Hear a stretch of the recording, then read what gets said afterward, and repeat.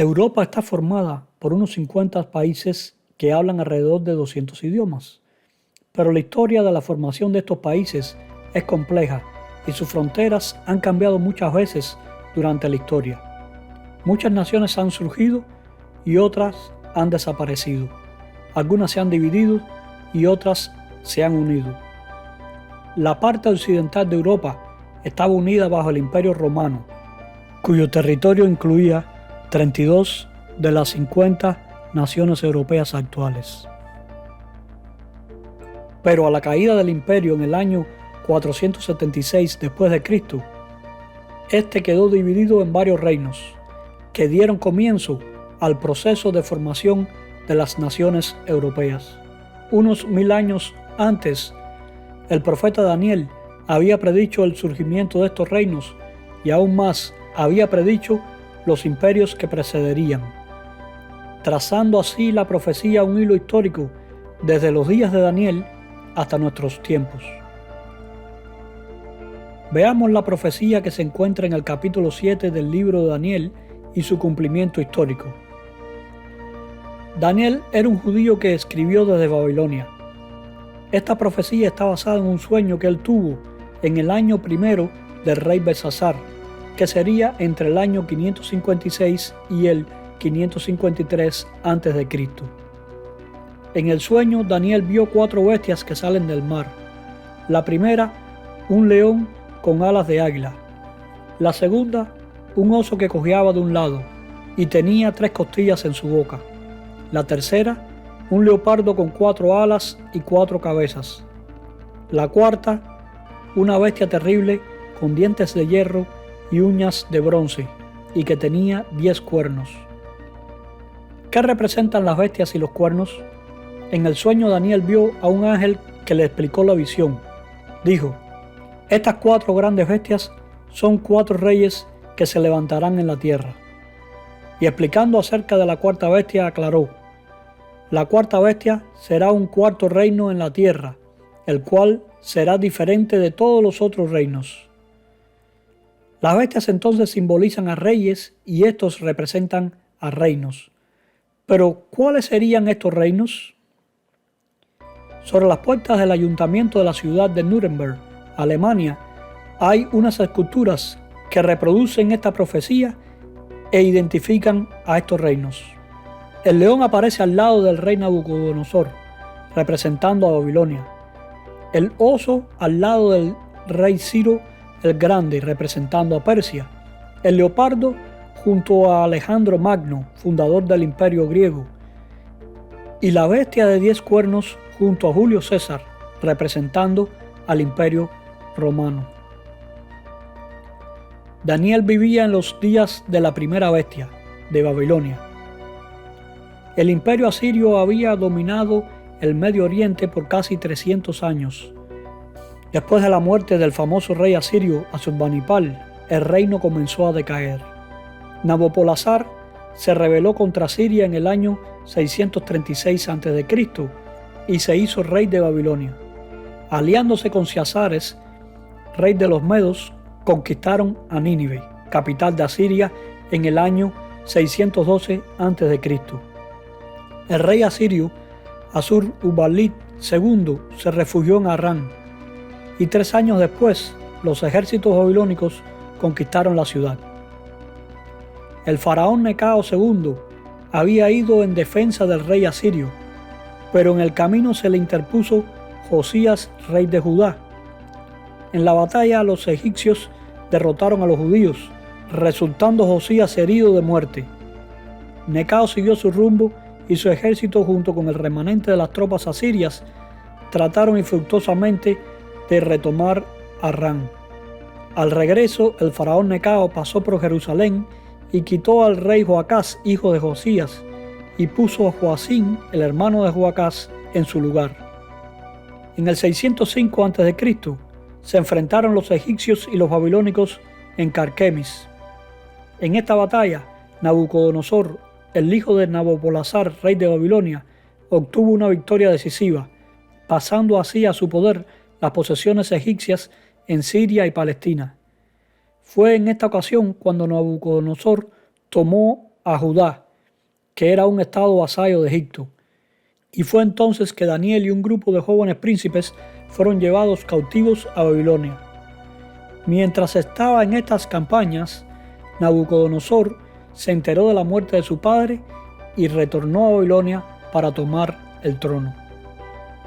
En el segundo año del reinado de Nabucodonosor, Daniel se destaca por interpretar un sueño en el cual la secuencia de los reinos está representada por los metales de una estatua. Es entonces cuando Daniel le dice a Nabucodonosor: tú eres aquella cabeza de oro. Es decir, que la profecía comenzaba por Nabucodonosor y su reino, de la misma forma que la profecía de las bestias comienza por el reino babilónico. Durante el reinado de Nabucodonosor, Jerusalén había sido destruida completamente y los judíos habían sido llevados cautivos a Babilonia. El rey Joacim se rebeló contra Babilonia en el 598 a.C. y fue reemplazado por su hijo Joaquín, quien también se rebeló, causando esto el saqueo de la ciudad y deportación de muchos de sus ciudadanos. En lugar de Joaquín reinó su tío Sedequías. Este también se rebeló, desatando así la ruina final de la ciudad y el fin del reino de Judá en el año 587 a.C. Después de la muerte de Nabucodonosor le sucedieron otros 3 reyes y el último de estos fue depuesto por Nabonido, quien estaba casado con una hija de Nabucodonosor. Nabonido subió al trono en el año 556 a.C., pero 3 años después se retiró a Taima y dejó a su hijo Belsasar como rey de Babilonia. Fue en este año cuando probablemente ocurrió el sueño relatado en Daniel capítulo 7. Pronto Babilonia sería reemplazada por otro reino representado por el oso que se levantaba más de un lado que del otro. El imperio de los medos se había extendido en el este. En el año 559 a.C., Ciro ascendió al trono del reino persa de Anshan, un estado vasallo de Media. Ciro era también nieto de Astiages, rey de los medos. 6 años después, Ciro se rebeló contra los medos y en la confrontación el ejército de Astiages se unió también a Ciro. En el 550 a.C., Ciro tomó a Ecbatana, la capital de Media, estableciendo así una monarquía dual de Media y Persia. Comenzó así Ciro el Grande a extender su imperio. Primero conquistó al imperio de Lidia en Asia Menor, actualmente Turquía, y después conquistó al imperio babilónico, tomando la ciudad de Babilonia en el año 539 a.C. Aunque el reino de los medos y los persas era una unión entre estos dos pueblos, la corona estaba sobre el reino persa, llevada por los descendientes del rey de Anshan, Aquemedes.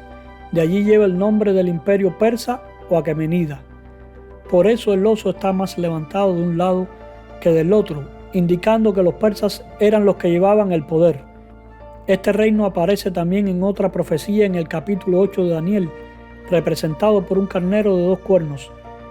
Y como era de esperar, un cuerno era más grande que el otro. Ciro fue magnánimo con los pueblos que conquistó, respetó sus costumbres y sus prácticas religiosas. Fue él quien dio la primera orden permitiendo el regreso de los judíos de Babilonia a Judá en el año 538 a.C. Después de la muerte de Ciro, le sucedió en el trono Cambises II, su hijo. Pero mientras éste se encontraba conquistando a Egipto, un usurpador tomó el trono haciéndose pasar por su hermano Esmerdis, a quien el mismo Cambises había asesinado anteriormente. Poco después, Darío I entonces le quitó el trono al falso Esmerdis.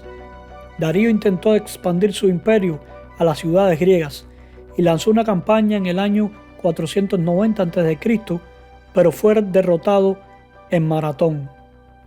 Luego su hijo Jerjes I lanzó una ofensiva aún mayor contra los griegos, pero fue derrotado nuevamente. A Jerjes le siguió en el trono su hijo Artajerjes I. Fue bajo el reinado de Artajerjes que se dio la orden para la reconstrucción de Jerusalén en el 457 a.C. y nuevamente en el 444 a.C. Otros 7 reyes seguirían en el trono persa. El último de ellos, Darío III, comenzó a reinar en el 336 a.C., pero en pocos años sería reemplazado por el reino representado por el leopardo con 4 alas, el imperio greco-macedónico.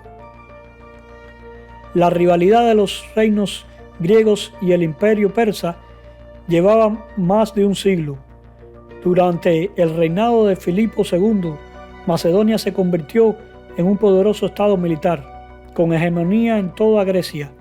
Se creó la Liga de Corinto, una federación de los estados griegos dirigida por Macedonia, con el objetivo de enfrentar al imperio persa. Filipo murió en el 336 a.C. y fue sustituido por su hijo Alejandro, quien tenía solamente 20 años. 2 años más tarde, después de consolidar las fronteras y su dominio en las ciudades griegas, Alejandro se lanzó a la conquista del imperio persa.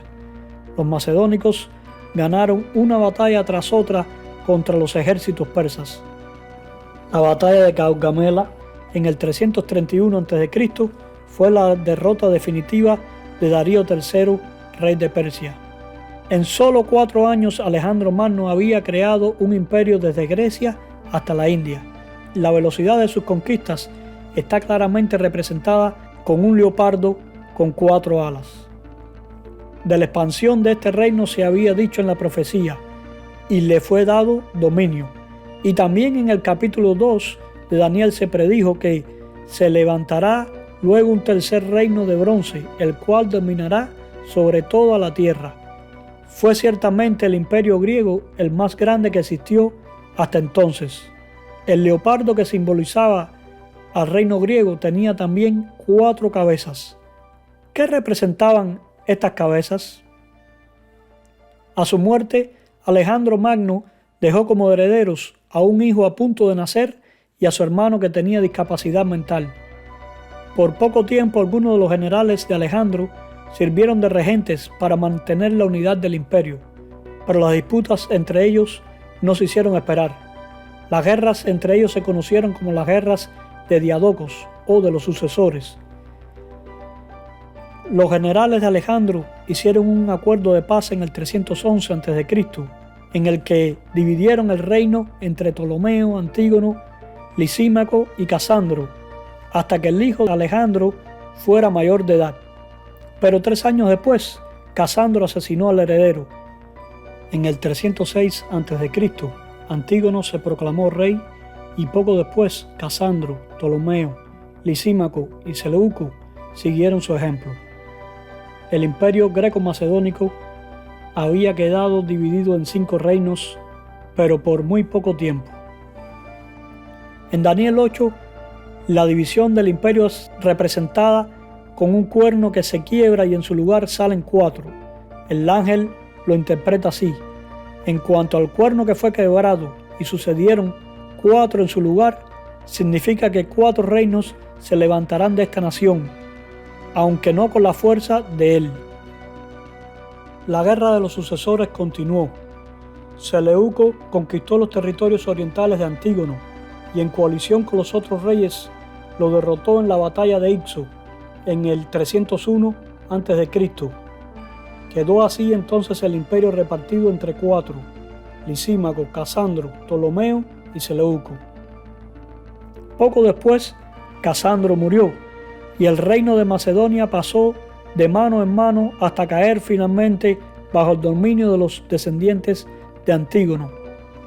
En el 281 a.C., Seleuco derrotó a Lisímaco, tomando sus posesiones en el Asia Menor, y un año más tarde Seleuco fue asesinado.